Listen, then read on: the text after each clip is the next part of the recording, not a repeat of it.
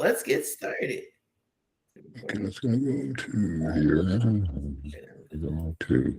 There. All right. So welcome to Aim High, make projects that fly with Gemini. I love to rhyme. This is presented by me, Joy Blake. So who am I? I'm a middle school teacher at Poe Classical. You can reach out to me with any questions at my work or personal email. And I actually also do trainings or professional learning or coaching for teachers and people on technology. So I'm a Google certified trainer. I'm a screencastify coach. I'm a Paradex certified coach. I'm an Apple teacher. I'm a Gemini certified educator. And I just became a Google certified innovator. So I just became innovator this summer at the end of July.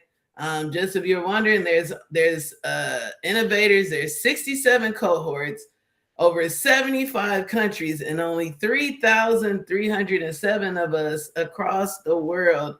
And they picked me, so I'm so proud of myself, and I can't wait to show you some of the innovative ideas that I have. Now, at this time, I'm going to pass it over to my co-pilot, Michael Levy Sr. Go for it. Okay. I hope everybody can hear me. If not, oh well. Anyway, yeah, I'm Michael Levy Sr., otherwise Joy Blake / Levy, father. I'm her dad. How you doing? I hope everybody's doing well this morning. I made an attempt to drop the slide deck in the chat for you, but I hope it works. Anyway, a little bit about me. I'm dad. I'm also a tennis guy. I'm a retired product design guy. Worked in power solutions for a lot of my 40 plus years. And now I'm a retired guy. Yay.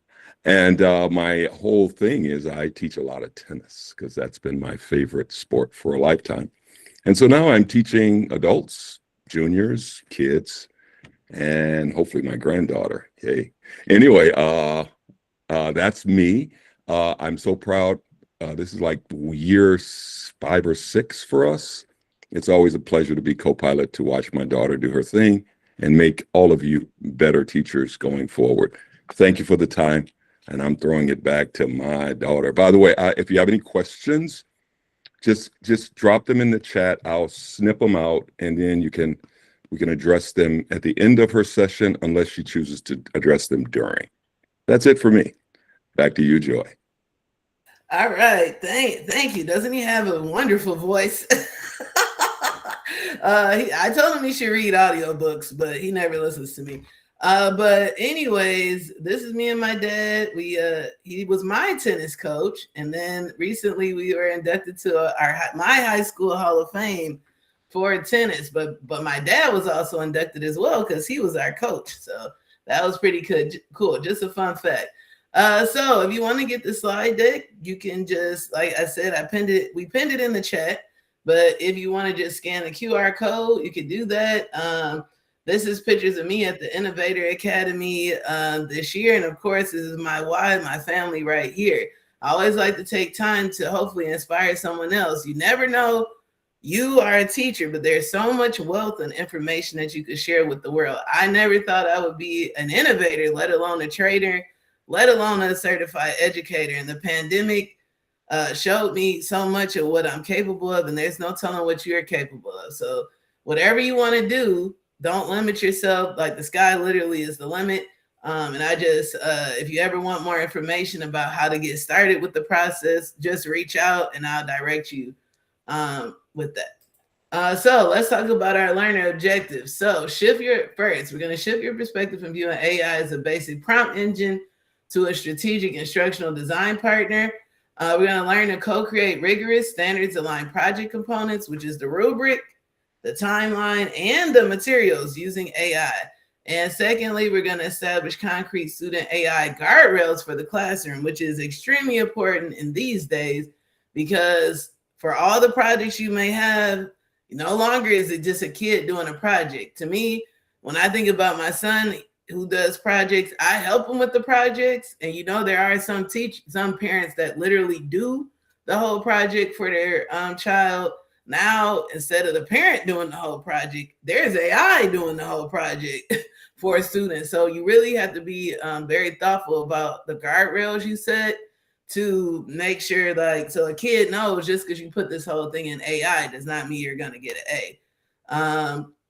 And we'll talk about that. So Blake Basics, you can always go to my YouTube, but I always like to talk about what you're going to see, how you're going to use it, why I know it works. During this presentation, you're going to see me doing a lot of demos so that I'm not just talking about it. I'm going to show you like how you can use it. I'm going to give you at least, I think there's at least 6 projects, maybe more, that I did with my students this past year. You could take them, revamp them, and use it. And why I know it works is because this is literally what I do in my classroom.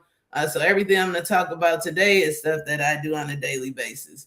So here's our agenda. Some of these items I'm not going to cover because I presented this at the CS Times AI PD Week that's sponsored by the Learning Technology Center.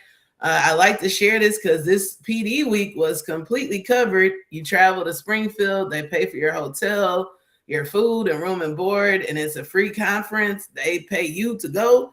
So I did want to keep everything that I covered in that session. And if you present, they also pay you to present. So something to keep in mind for next summer. But anyways, first we're going to talk about what is PBL, what is project-based or problem-based learning, and why you should use it. I'm going to talk a little bit about Gemini.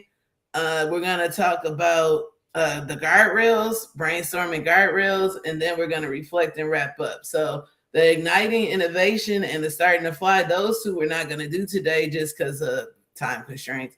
So why PBL? Why project-based learning? Let's talk about it. So through studies and through a lot of research, I've learned that in classrooms, not just computer science and STEM classrooms, but these are the main places you'll see more project-based learning, just simply because the teachers don't have as much time with their students. They're seeing all the kids in the entire building.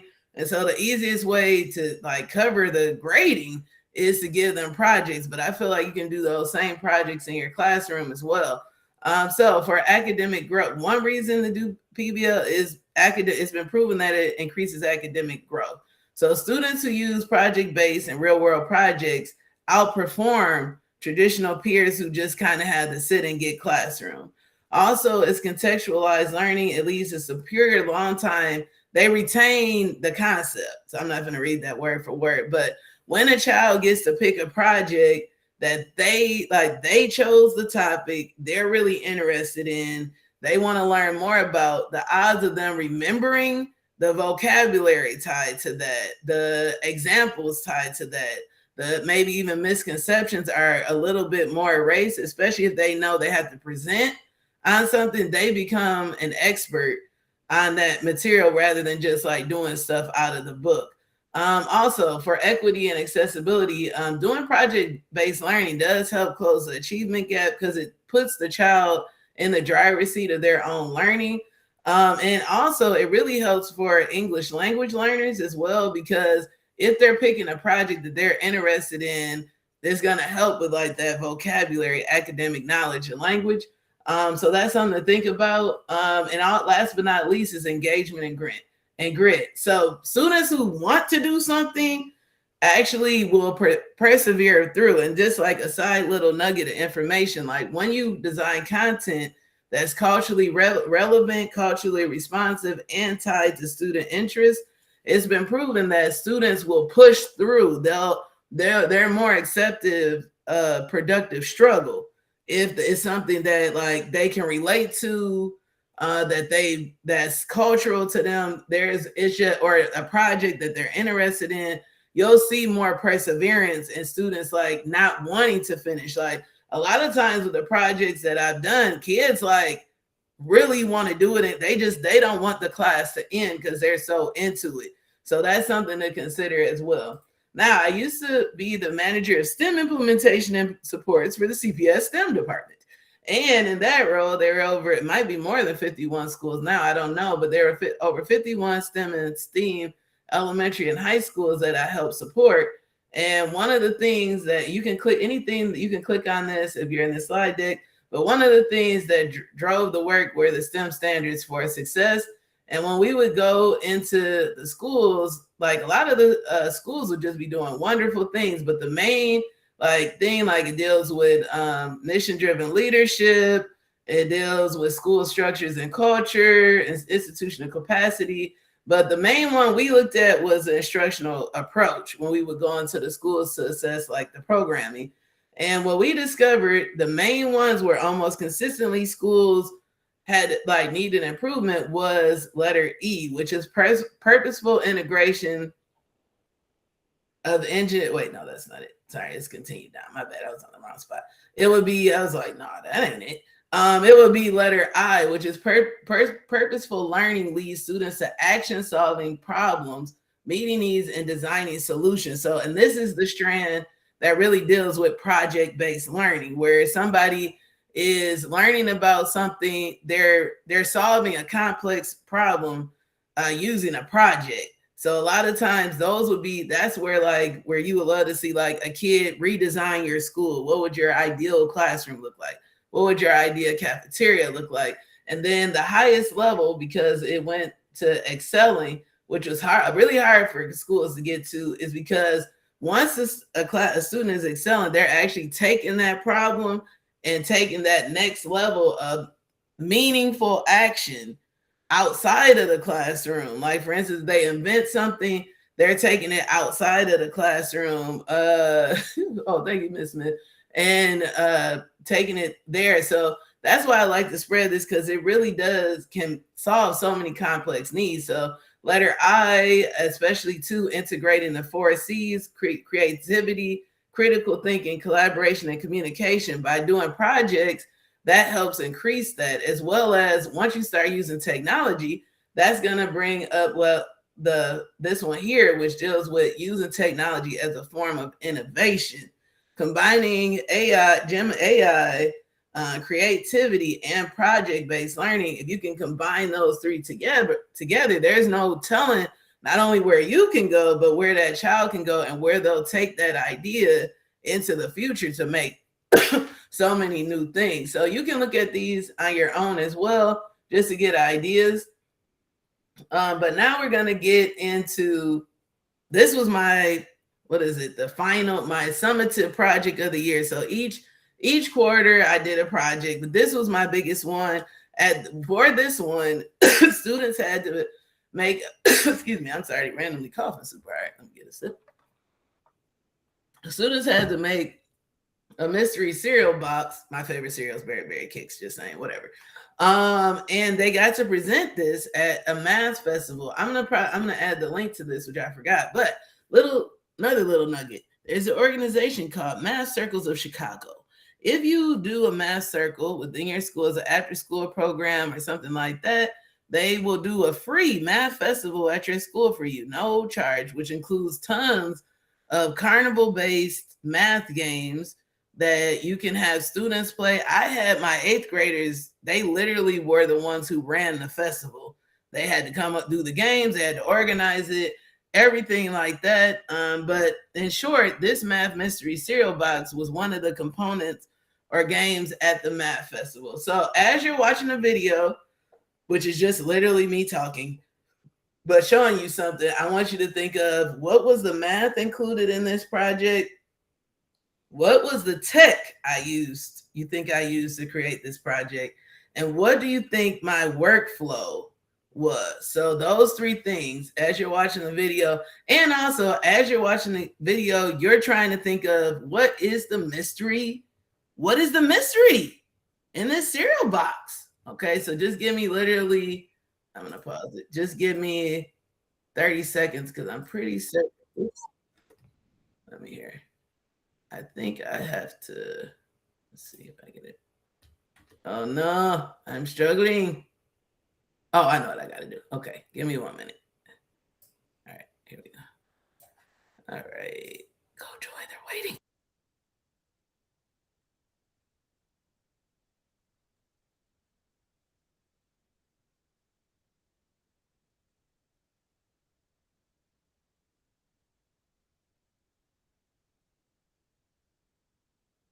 Clues. What could it be? Clue number one. This math concept can be used in any geometric figure. Clue two. This math concept is commonly used on graphs. Clue three. This math concept is not a rigid motion. Clue four. This math concept is a transformation. Clue five. This math concept makes things bigger or smaller. Oh, we have some questions on the side. Oh, I think these are examples. Sorry, guys, but I'm not reading this.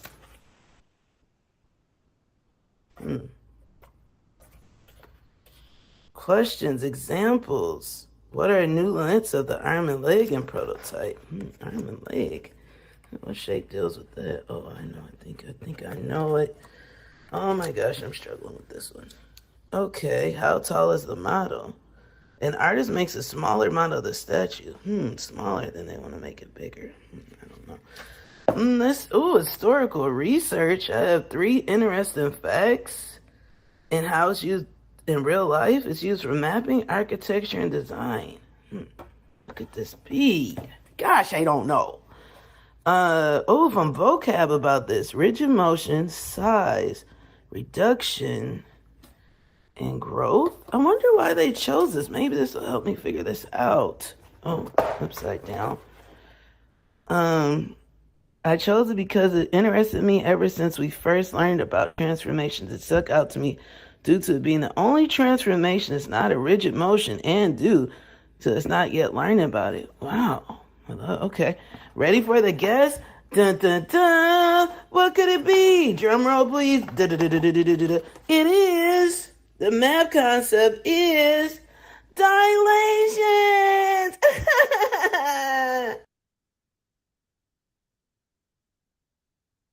Okay, so this was our end of the year concept. Just to give you some background, I actually learned about the mystery math cereal box from my daughter who was in 2nd grade, and she for her Black History Month project, she did the exact same thing for a Black History figure, and I was like, you know what? I think I'm going to do this for math. And it was so simple, but what overwhelmed me was all the materials I had to create from scratch, because just like each part of the cereal box, I had to create all those materials for the students, all those templates. Now, the ones that you just saw there, the student took the templates and inserted them into Gemini so that they could so it could look different. But for some kids that were unable to do that, what I did was I made pre-made templates. So I'm going to show you now. So if you would like, in the chat, you could put, I didn't see it if people put, so what workflows you think I did, but for the sake of time, I'm just going to show you. So all the front panel, the side panels, the top, the inside, I use Gemini to make all those pieces. I use Gemini to make the project overview. I use Gemini to make the timeline. So now I'm just going to head to my Gemini so I can show you how we did these things, or how I did these things. The first thing, a quick overview, just to remember, within Gemini, you can always click this plus sign here. And when you click the plus sign, you can upload files or images. And just so you know, when I first started, I took a picture of my daughter's cereal box and I found an example of this exact same problem, because it's not like I'm reinventing the wheel. I'm just making it work for me. So I took a picture of my daughter's cereal box. I found another teacher in like South Carolina who had did the Black History Month cereal box project. I took her directions and I uploaded those into Gemini before I even started the process, so that it had like an idea of what I wanted or what I needed it to look like. Let me see here. Okay, so here's my mystery map. So if you would, and inside of the slide deck, I have my entire prompt, so you can see like from beginning to end. But for instance, here's an example. I just told it I need a reveal. I told them that I needed it to be colorful. I told it that I needed it to be about the mystery. I didn't do this at all. It just made this for me just from the short prompt here. And so I always recommend, if you're doing like a project or anything in Gemini, don't continue to make new chats. Like if you see over here on the side where it says new chat, if you know it's going to be a running thing, I highly recommend just keep it. It might be really long, but just keep it in one long chat. And if there's something that you can't find because you've been chatting with it so long, just literally ask Gemini, like, hey, along this chat, we talked about this. Can you bring this back up? Because it can only visually show you a certain amount, but it keeps in the background all the previous chats within that one chat. So if there's something you can't find, just literally put that, just ask for it. So here I also was like, here's a letter, because we did it here's a letter I sent to parents about the math festival where students presented their mystery cereal boxes. Gemini drafted the letter for me. I just said, draft a letter to tell parents about the festival and the mystery cereal boxes.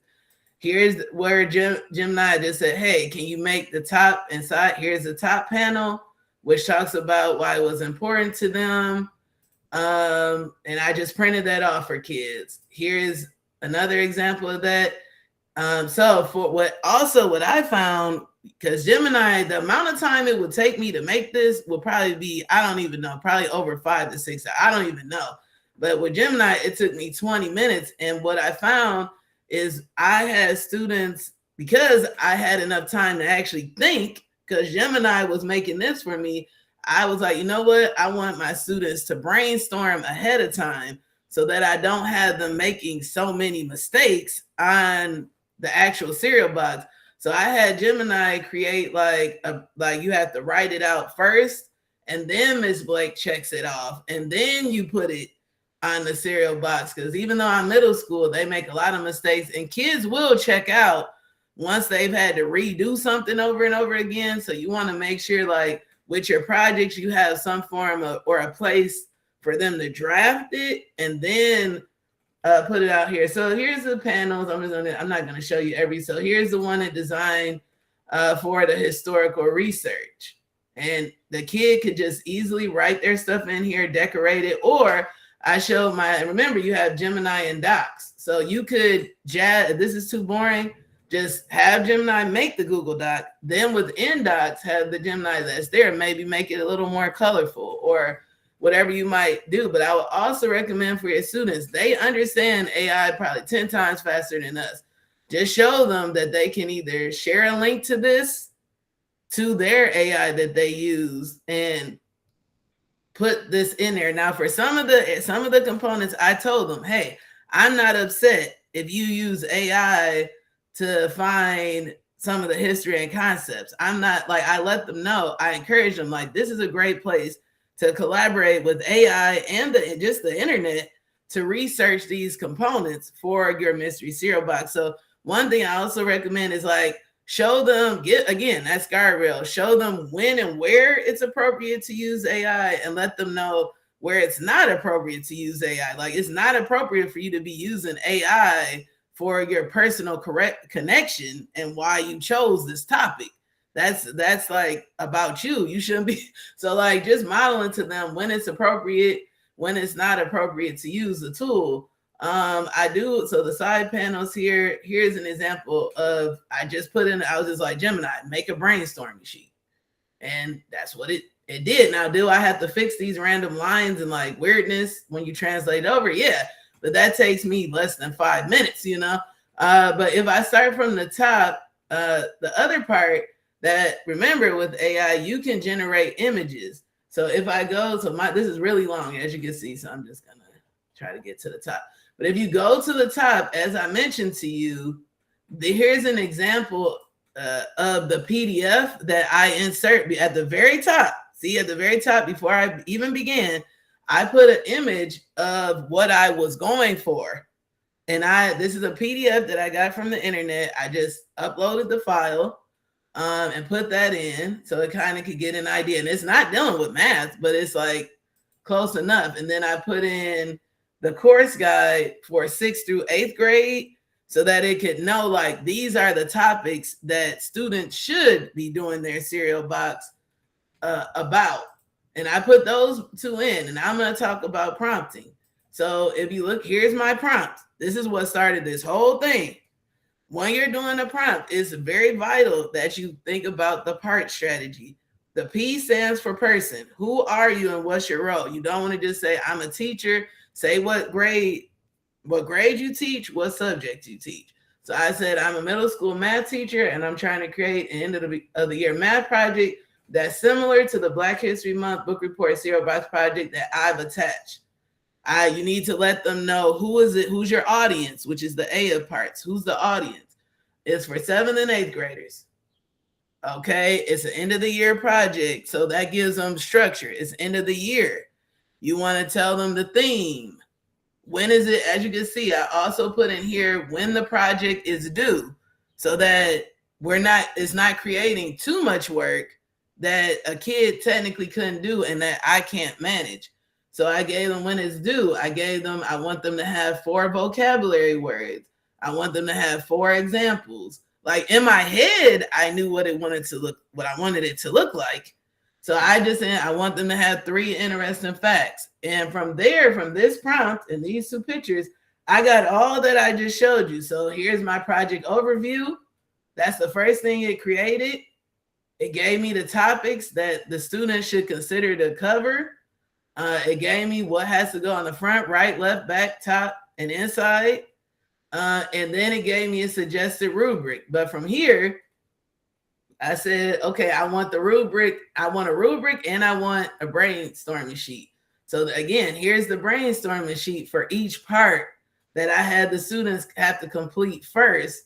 And remember, if you're like, well, how do I get this to a Google Doc once it makes it? You always are going to click on this 3 dot here, and then you export it to Docs. If I was getting paid by Google, which I is not, but if I was getting paid by Google, what I would recommend to them is that because when you export to Docs, every single thing you export is a separate Google Doc, which can kind of be like taxing because you're trying to keep up with it. So when you export to Docs, it does make it, but the only, to me, glitch is like every single thing I exported is a separate doc. It would be cool if instead it was like in a doc, but it was, see how these tabs are here? If it was like everything I made in that individual chat was like combined, that would be 10 times easier. So maybe y'all could talk to Google. One of y'all in this meet talk to Google and get my idea out. But anyway, I'm just being silly. But back to what I'm saying, you could export it again. Like I said, you're just going to be able to export it to Doc by clicking that 3 dot. And then you can also, if you want to see the sources, remember, if you want to see where is Gemini getting this from, always click view sources. And then if maybe you're driving, remember, you can always listen to the prompt that it creates. I have Gemini on my phone, and the amount of times that I literally listen to what it came up, I'll put a prompt in before I drive. I'll listen to what it says, like right in my car, and that like helps me to move like a lot quicker. And remember, if you're in your car and you get a great idea about it, don't forget, if you have Gemini as an app, you can also voice, like how you voice text. You can also voice type to Gemini, like, hey, Gemini, can you make a rubric for this project we've been working on? Just voice text it as you're out, and you believe it or not, you'll come back and it'll be like done. So I highly recommend that. Going back to the brainstorming sheet, what I discovered, so here was the rubric. I didn't like what it came back with. When you don't like what it comes back with, just tell it. Just tell it like what to fix. Don't take it the very first time. Also, I learned that it would be great to give like kids a timeline. So let's see, where is that? So what I did I gave them the project at the beginning of April, but I knew it was going to be due by May 13th because the math festival was May 15th. So what I highly recommend is like have Gemini map it out for you. You don't have to map. Like if that's another example, remember you can upload images, upload the CPS calendar or your school calendar and be like, Gemini, here's my calendar, map out which parts of this project should be due and what's a reasonable deadline. Boom, just have Gemini do it instead of you. It'll save you time. So it helped me with each part. Like by April 19th, they should have their topic pick. By the 26th, they should have the size done. By the 3rd, they should have the research done. By the 8th, they should have the front, top, and inside done. And by the due date, they should just be going the stuff on at that, and that's at the latest. And then it created a same progress sheet for the students, which as we went through, I checked it off. So it was like I was letting them, so I could keep them on track and keep them interested with them. Because kids feel overwhelmed, and we all know this. They get like so overwhelmed by projects, but when it's broken up into little parts, that helps. And since this was my first time ever doing this, it was hard for me to know how I should break it up. So that's why I collaborated with Gemini. Like, hey, how would you recommend breaking up this project into bite-sized pieces that'll help the kids to actually get done? So that's with the like chunking component. Now, since I had never done this before, as I stated, and all I had was my daughter's 2nd grade example, which wasn't going to fit like an 8th or 7th grader, I asked Gemini to create the image, like an image of an exemplar, because I didn't like the video you showed. I didn't have that to show that I made. So what I did, let's see if I can get to the picture. Okay, so here's the picture. So all I said, now remember, I'm in the exact same chat. So Gemini has that context. So I don't have to write a super, like the very first prompt is probably your most detailed prompt. After that, if you keep working in the same chat, you don't have to put as much into it because it's going to remember it. So all my prompt was create an image that clearly demonstrates what goes on for each part of the cereal box. Use the project as the reference. That's all I said. And it came back with this image, which kind of helps kids know like where you need to glue the stuff, what needs to go on each part, and how you create your images. Remember, you're just going to click on the plus sign. And then when you click on this plus sign under the prompt, just make sure that you click create image. And then you put the prompt in. So that's one component. And then if you don't want any more images to make that you want to make, just click this X. And that's how you can turn off it generating images. So you can't see it right here in my prompt, but I did click on image and then it made this for me. Maybe if you want a game of some sort that goes with the project, remember, you can also click on this plus sign here and click on Canvas. And once you click on Canvas, that's where it can make a slide deck for you. So if you wanted the project overview to be a slide deck, you could click on Canvas and it'll make the slide deck for you. And you can download it and everything, or just put it in Google Classroom. You also can click on Canvas and make an interactive game. Because remember, with Gemini, it does something that's called vibe coding. And what vibe coding is where you don't have to come up with the code. Like I don't have the skills to create an online virtual game. Like I don't. But Gemini can do the code. It just needs you to give it the concept. And that's what vibe coding is. It's where it generates or creates a game or an app or something like that for you. And you can actually share those games on Google Classroom. If I can find, let's see if I have enough time. So I just want to show you an example of vibe coding because a lot of teachers really should use this if you can. I mean, it just helps you with time. So I had to do an algebra boot camp for my algebra students. And I think this is the work we had to do. But I know, see right here, Algebra Alchemist game. There's, oh, it's a severe storm. So we'll see what's happening. Okay, be careful out here. But the Algebra Alchemist game, you can hit open. And all I did was like make the game to help kids review. It made this game. I didn't do any of this. And then so that's what vibe coding is, where you can make an app, a game, an adventure of some sort. And then from there, when you go to share, which is this button here, I was able to share it to my Google Classroom. So I just wanted to show you that if you want to interact, like bring a game into your project or something of that nature, that's how you can do it. So Canvas allows you to create infographics, websites, games, or code. and your Google Slides. If you go into Google Slides, let me show you this. If you go into Google Slides, there is the Gemini option there, which this is what frustrates teachers. There's the Gemini option there, but it literally only makes one slide at a time. Ain't nobody trying to do one slide at a time. And that's what makes it a little bit wonky. So if you need like the whole slide deck, that's why I recommend for people just go straight to Gemini and turn on Canvas, and then you'll get an entire deck. Okay, so let's get back. That wasn't really a sidebar. That was more of just like letting you know. So I think you saw the image. So you get the gist of how I use it to make all these pieces. Keep in mind, this was the end of the year for me. So the difference between what I created at the beginning of the year, once I played around more and more with Gemini, to the beginning of the year. So I made my November 14th. This was my first project. And this was a candy bar scale factor. I didn't know all it could do. So all I did was just, can you make a project for sixth graders for a scale factor? And this is what I put in. These are the steps, and I copied this from somewhere else. But this was my very first one, and all I did was a rubric. And I thought I was super cool because I was like, hey, could you add in a challenge?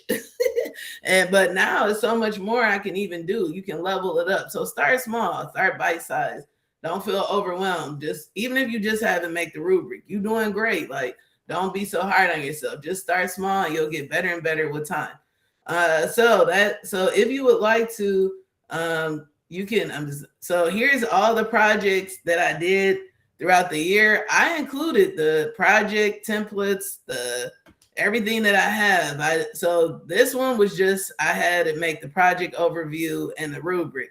For quarter two, I elevated and was like, oh, can you make an image? That's when I started to learn about the image. And I also showed my students, remember, you can model to your students how to use AI. That's the best thing you can do. And I showed them how to, so my quarter two was about Black history. They had to find a Black fashion designer and explain how that designer uses math in their daily work.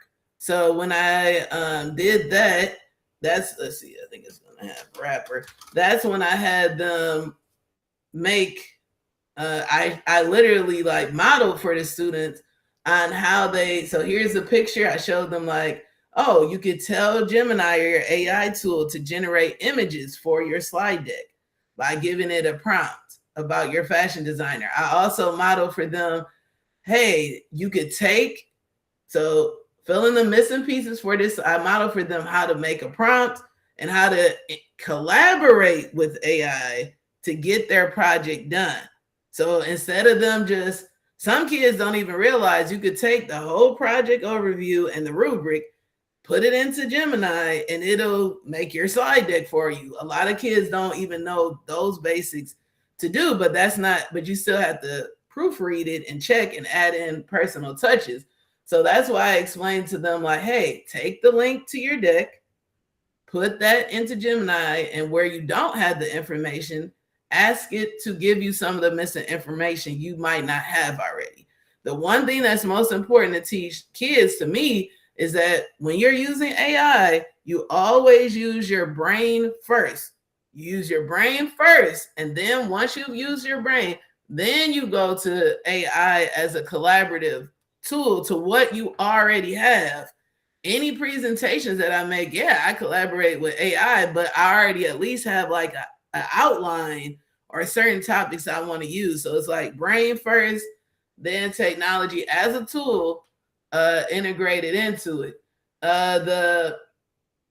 By quarter three, I think it was quarter three, we did the scale factor. Scale factor, I should switch these two around. This isn't right, but it don't matter. That's the scale factor project. Here's the cereal box. Here's a rubric. So like I said, I had the 8th graders run the entire math festival. I didn't run that. They were in charge of that, but I used AI to make the rubric for them getting graded on how they did the festival. Here's all the component pieces of the mystery cereal box. Take them, use them. And here's the prompt if you want to understand some of the prompts I use. So remember with AI, we're not going to spend too much time on this, but what we're using in this case is we're using the machine learning, which is the input output. And remember, AI is just using a large, humongous set of data to use predictive math to figure out what the answer might be. We're using human language, the large language model, especially if it's translating or doing something in another language. And then you can generate images, which is the generative AI piece. You can have kids generate music to go with their slide decks, and so can you. So remember, generative AI can use the text, images, code, which is our vibe coding, which we just talked about, audio, and video. Now, the only other, my very, very first project was a Google Vid project, which you see here.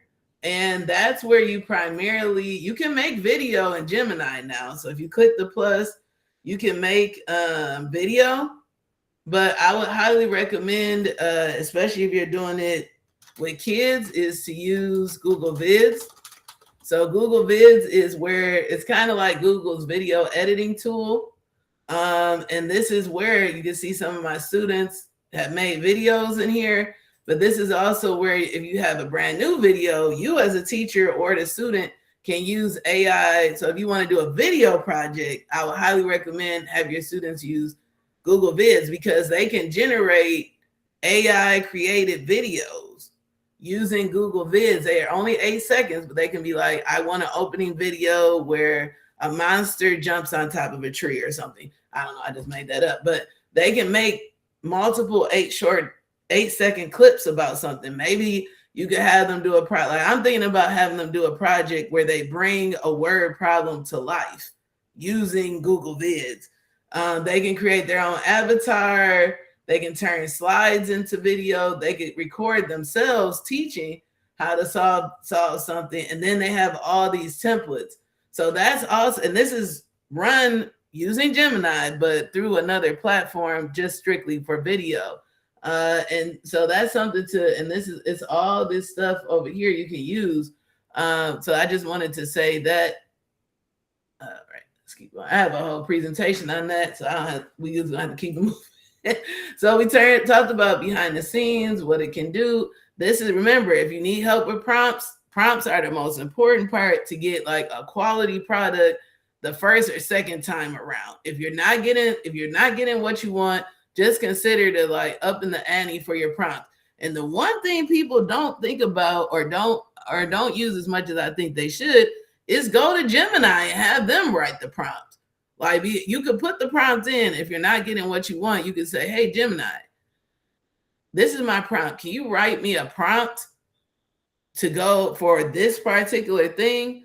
And Gemini can write its own prompts, and they're usually like exactly what it needs. So remember, collaborate with AI to make your project overview. Don't type all that out. Don't do that. Collaborate with AI to make the timeline. Collaborate with AI to create your rubric, and most especially collaborate it with to make the resources, whether that be the video, the music, the images, so you don't have to do that from scratch. A lot of times teachers will do the project first, and that takes so much time, and then have the kids do it. Instead, you could even make like an AI video which shows them how to do the pieces of the project. This is how you glue on the side panel. Believe it or not, a lot of those prompts within Google Vid, like when you make an AI video, it's very succinct. It's like actually really good. So, and when you're making, I should show you this. When you're using AI to make a video, you click on video here, and it does give you the option. This is where you would put the prompt or what you want it to look like right here. And you can continually adjust it to make it be what you want it to be. And that saves you time. Instead of you trying to do the project, you could make a video of somebody doing the project. And the kids are none the wiser. So just something to consider. So let's keep going. All right. Because I'm at 10. Okay, I got 10 minutes. So remember the key takeaways, the power of the prompt, include pictures, previous examples is key. Even if it's just an Instagram post picture, but that goes a long way. use the generative AI. And then remember also that there's a seamless integration with Gemini and other Google tools. So for instance, if you want it to be if you want your prompt to turn into a Google Doc or a sheet, just tell it that in the prompt. Also, if you make a rubric, remember within your Google Classroom, you can also take that rubric that you made. And I don't know if I can quickly get this, but when you make in your Google Classroom, there's an option to make rubrics. And though with the most of mine are archived, so I don't think I'll be able to show you. But when you make an assignment, there's an option for a rubric on the side, and you could just import the rubric you made using Gemini. So remember, that's just like the seamless like integration that can make your workload easier from like Classroom to Gemini and things of that nature. So I'm going to show you one of my last videos. These are videos that my students actually made. But it's really important to close out to talk about guardrails, because students, you don't want them running into the wild when it's dealing with a project in AI. So this is in the beginning of the year. This is one of the projects I got. Oh, okay. Let me put it here, and you can see it. And as you're watching the video, I just want you to think about, how did the student use AI? What guardrails could I have put in place, or what guardrails still need to be put in place when it comes to projects? Okay, so here you go.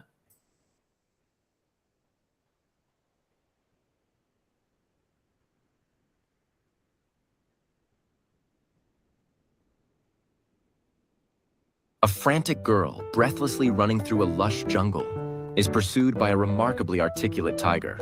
As she scrambles, she's desperately trying to explain the intricacies of variable interest rates to the tiger, who, in turn, is offering surprisingly insightful counterarguments on fixed versus adjustable options. Suddenly, we cut to a bustling football field. A determined wide receiver, mid-route, is intensely calculating his unit rate of speed per second, muttering about efficiency and optimal performance, completely oblivious to the financial and feline drama unfolding elsewhere. It's a comedic, fast-paced juxtaposition of two very different worlds, both obsessed with rates. And the insurance is just going to keep going up and up and up. Our rates are unbeatable. 20% off all services, even faster than this tiger.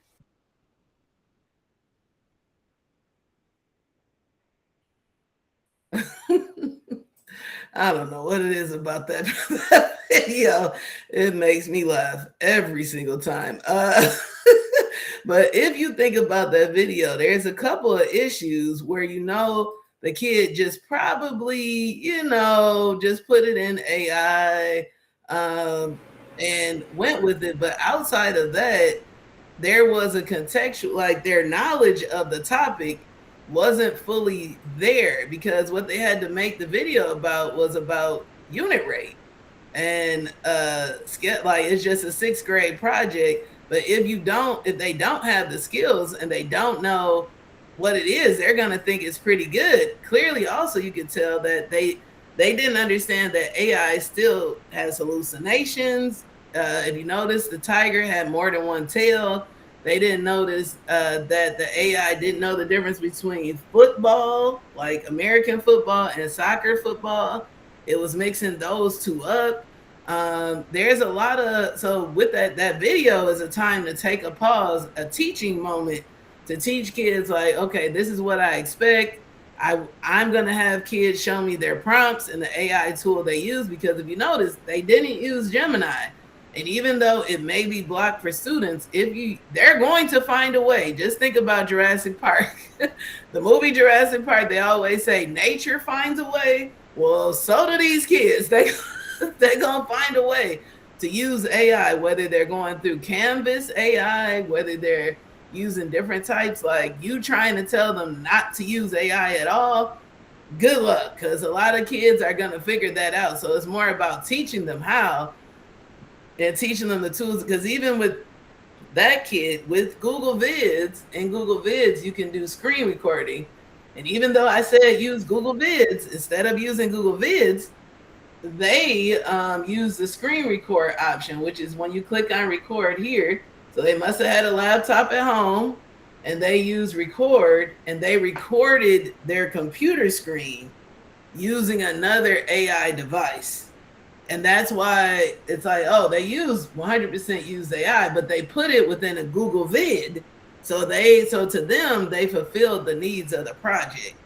Another thing that I encountered, I think these are the exemplary. Oh no, these are just the rubrics. But another thing too, you can tell when kids, this is too long. You can tell when kids use AI because it'll be too many words in their slide decks. And so these are just teaching tools like, hey, these are my red flags for AI usage, and you will lose points for all this text. I know you didn't type all this. And this is like a teaching tool. Yeah, your project's actually really good. I love the theme. I love the images, but you need to shorten. This is just a present. Now you're teaching them how to present. You're teaching them what makes a quality slide deck and how to take words out and just have key points. You can use AI to start, and maybe some of this you could have put in your speaker notes. What goes in your speaker notes? What goes on the deck? What do you actually present? These are all like times to teach. In my opinion, instead of being like, don't use AI, it's just like, no, I mean, it's just time to teach. So remember, 39% of our skills by 2020 will be disrupted by AI. The skills that kids need to know is analytical thinking. Analytical thinking lets them know like that slide deck isn't like right, or it's too long, or they need resilience, leadership, creative thinking, and motivation. And remember, AI is not going anywhere, where it won't take anybody's job. But if you're someone that doesn't know how to use AI, you will get replaced by someone who does. And that's why it's important for us to teach our students how to effectively use it. And the main skill they need is wisdom to define, is this real? Is this fake? Does this make sense? Is this the word usage I want to use? Just thinking through that is a really good skill. So remember, some guardrails I would recommend: limit the platform they can use, create exemplars, partnering with AI, have multiple parts. So I highly recommend, if you just have a project where they can literally use AI all the way through, they're gonna do it. So for me, I always try, like for the cereal box, you have to actually tape on the stuff on the cereal box. So you can't use AI to do that. For my Fashion and a Revolution project, I had a packet they had to actually physically do. So I had them design their own outfit using a template. So with those, it's like components where it's like, okay, you have to be involved in and invested in this as well. And then show them how. Like I said, just show them how to use the AI properly. And when they make mistakes or errors, just use that as like a teaching model. So here's all my projects again. Please feel free to take them. My Knicks won a championship this year. Mr. Levy, aren't you so excited? Yes, go Knicks. But anyways, this is my closing slide. My dad is not a Knicks fan. Me and my dad have been rivals in regards to the Knicks since I was in 7th grade. I've been a fan for 32 years. Anyways, so when you're starting this out, just remember, start small. Jalen Brunson, one of the smallest guards in the league, but look where he came from. So start small. You don't have to do it super big. Next, think about the team first. What do the kids want to do? And use that as your idea for your projects. Get student interest. Get what they want to do. Good job, Mary. Anyway, also remember, planning matters. Partner with AI to plan out things and make a plan for your students that they can follow, because that's what they need. Don't give up. Remember, the Knicks was down 29 points and came back 29 points. OG right here, tipping it in. Game winner. Never give up. It's gonna be hard, but that's how you learn. When you face hard things and challenges, that's actually how you learn. I always like to say, be your own hype man, be your cheerleader. cheer for you, cheer for your students, and most importantly, focus on what you're good at. Now, Mitchell Robinson unfortunately made the poor decision to go to the Celtics and leave my Knicks, but whatever. He had the lowest free throw percentage in the entire league, 34%. Everybody knew he couldn't shoot free throws, but guess what? He didn't focus on that. He focused on rebounding, defense, blocks, other things to bring the Knicks to the championship. So if you want to come to more of my sessions, they're right here. I also created an app. If you're a math teacher and you want to make culturally responsive questions or change a word problem to more be geared towards your student interests, check out my app, or it will create culturally responsive math problems for your students. And it's focused on Generation Beta and Generation Alpha, which are the two generations that have grown up completely with technology. Generation Beta has the first generation to grow up entirely with AI. If you want to use the app, you can just click the link here. Put it in the chat. You can just click on the title and it'll give you access to the website. It has some mix-ups, so I really want to explain.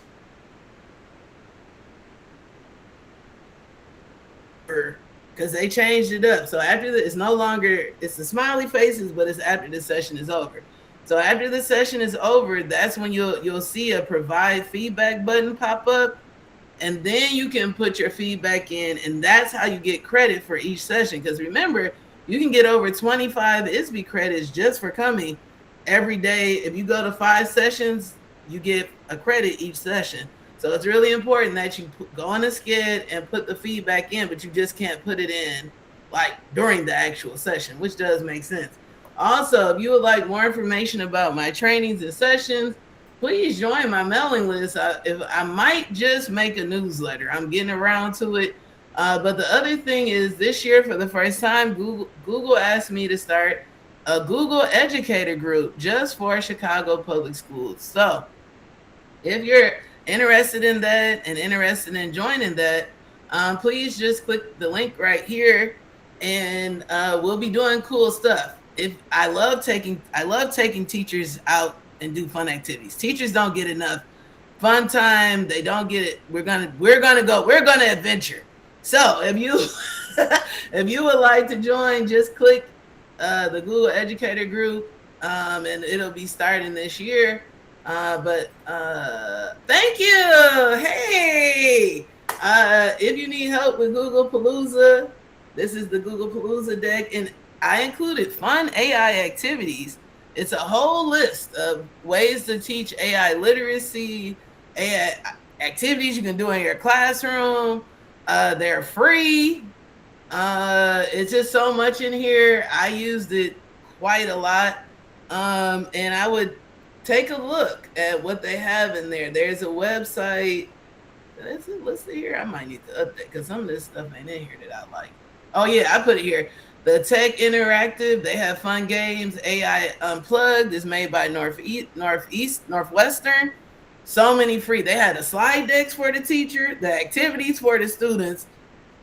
It's just so easy to use. Just an AI quest. So fun. My students loved it.